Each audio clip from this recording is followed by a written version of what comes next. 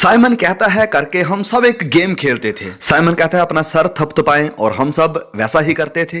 लेकिन जो प्रभु यीशु ने कहा वो एक अब अलग ही गेम है। अगर प्रभु यीशु कहता है सर थपथपाओ तो आप बस उसे याद कर लेते हैं। प्रभु यीशु कहते हैं सारे संसार में जाओ और लोगों को मेरे चेले बनाओ, और आप कहते हैं मैंने याद कर लिया। देखिए मुझे तो ये कुछ समझ में ही नहीं आता है। देखिए अगर मैं अपनी बच्ची को जो कि 14 साल की है, अगर मैं उसको कोई आज्ञा देता हूं, उसे कहता हूं कि जाओ रेचल तुम्हारा कमरा गंदा है, उसे जाके साफ कर दो, वो वापस आती है और कहती है पापा आपने जो कहा था मैंने वो याद भी कर लिया। सुनो सुनो सुनो, रेचल तुम्हारा कमरा गंदा है, उसे जाके साफ करो। मैं ये नहीं कहूंगा कि आपने याद कर लिया, वाह कितनी अच्छी बात है। सुनो सुनो सुनो पापा, अब मैं अपने रूम को साफ करो, इसको मैं इब्रानी भाषा में भी कह सकती हूं।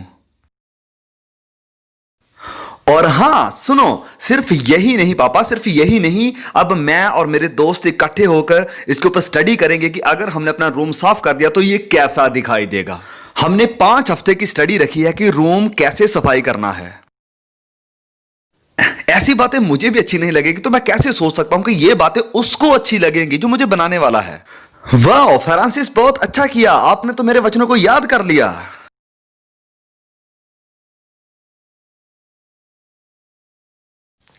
वो कहेगा कि मैंने अपनी आज्ञाएं तुम्हें याद करने के लिए नहीं दी हैं, वरन इसलिए कि आप वो बातें करें और मेरे जैसा बनने की कोशिश करें। हर कोई जो उससे जानने का दावा करता है वह भी वैसे ही चले जैसे वो चलता था।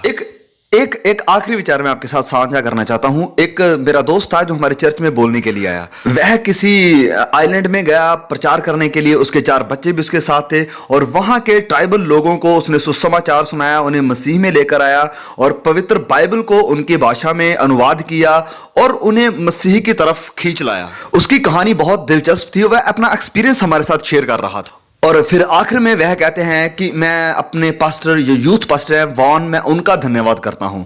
उन्होंने मुझे तैयार किया, उन्होंने मुझे वहां पर पहुंचाया। मैं उस आइलैंड में जाना तो नहीं चाहता था, लेकिन मैं वहां जाने के लिए तैयार हो गया। और अगले सप्ताह एक और मेरा दोस्त था जो हमारे चर्च में बोलने के लिए आया, और उसने भी कहा कि मैं ये सब कुछ अगर कर रहा हूं तो ये हमारे यूथ पास्टर वॉन की वजह से है। तो ये सुनते ही मैं फिर थोड़ा हैरान हो गया और मैंने उनसे पूछा कि क्या ये वही पास्टर वॉन है जिनकी बात पिछले हफ्ते भी की गई थी? तो उन्होंने कहा हाँ, वह हमारे ही ग्रुप का एक मेंबर था। और अगले सप्ताह फिर हमारे चर्च में यूनियन रेस्क्यू मिशन से एक पास्टर बोलने के लिए आया। वह एक शहर में था और लोगों की देखभाल करता था, और उसने पास्टर वॉन का नाम नहीं लिया। मैंने उनके साथ बात की और उनसे कहा कि पिछले 2 सप्ताह हमारे यहाँ पास्टर आए थे और वह पास्टर वॉन की बात कर रहे थे। तो उन्होंने कहा हाँ मैं वॉन को जानता हूं। उसने कहा कि मैं एक बार पास्टर वॉन के साथ गया था, वो मैक्सिको के एक शहर में सेवकाई करते हैं। वह पछड़े इलाकों में जाते हैं, वह गरीबों को संभालते हैं और ऐसी जगह में जाते हैं जहां कोई भी जाना नहीं चाहता है।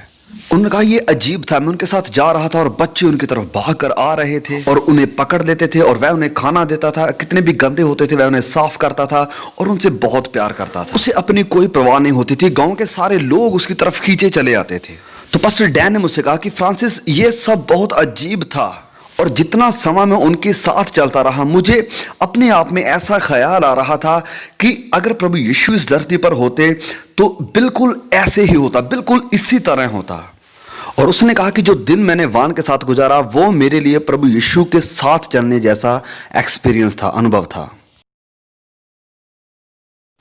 मैं ये शब्द कभी नहीं भूलूंगा, क्योंकि जब उसने ये कहा तो मैंने सोचा कि मतलब किसी के बारे में ऐसी बात कहना बहुत ही बड़ी बात है। लेकिन मेरा सवाल यह था कि क्या कोई मेरे बारे में ऐसा कहेगा? क्या कोई कहेगा कि जिस दिन मैं फ्रांसिस के साथ चल रहा था मुझे ऐसा लग रहा था जैसे मैं प्रभु यीशु मसीह के साथ चल रहा हूं। जिस घड़ी में फ्रांसिस के साथ था ये ऐसा था जैसे मैं प्रभु यीशु मसीह के साथ हूं। वह हर किसी से प्यार करते थे, हर किसी के ऊपर दया कर रहे थे, दूसरों की जरूरतों को वह पूरा कर रहे थे और हर किसी के लिए वह फिक्रमंद थे। देखिए आज की मसीहत में आपको पास्टर बनने के लिए प्रभु यीशु मसीह के जैसा बनना जरूरी नहीं है, और मैं इसका सबूत हूं। आपको बस अच्छे बोलने वाले, अच्छे प्रचार करने वाले होना चाहिए। आप कोई साज बजाना सीख लो, आप फेमस क्रिश्चियन म्यूजिशियन बन जाओगे। आपको प्रभु यीशु मसीह के जैसा बनने की कोई जरूरत नहीं है। और आज तो कामयाबी का एक नजरिया ही बदल चुका है। कामयाबी तो असल कामयाबी, असल सफलता क्या है? असल सफलता यह है कि कोई कहे कि आपके साथ एक दिन वक्त गुजार के ऐसा लगा कि जैसे मैं प्रभु यीशु मसीह के साथ चल रहा हूं और यह है मेरी जिंदगी का असल निशाना, यह है मेरी जिंदगी की असल इच्छा। और अगर आपकी इच्छा कुछ और है तो हम चूक रहे हैं। हम मसीहत में यहां कैसे पहुंच गए जहां बहुत से ऐसे मसीह हैं जो मसीह होने का दावा करते हैं लेकिन प्रभु यीशु का उनके जीवन में कोई प्रभाव नहीं है।